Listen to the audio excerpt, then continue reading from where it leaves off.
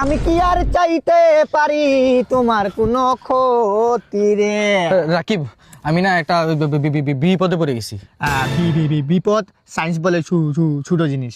বিষয়টা হচ্ছে আমি বাপ হতে চলেছি। বাবা হতে চলেছে, কংগ্রেচুলেশন। মিষ্টি খাওয়া। মিষ্টি খাওয়ামু বেটা দূরের কথা, বেটা মাইয়াটা হচ্ছে আরেকজনের গার্লফ্রেন্ড। ছি!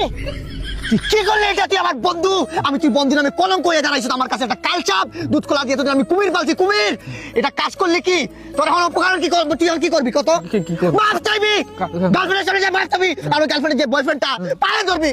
ভাই ভাই মাফ করে দে ভাই, ভুল করছি, এইভাবে বলবি।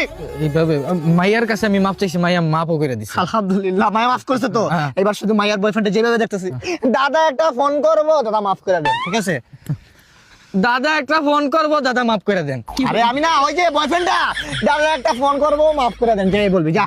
দাদা একটা ফোন করবো, মাফ করে দেন। গার্লফ্রেন্ড বয়ফ্রেন্ডটা তুই। মা-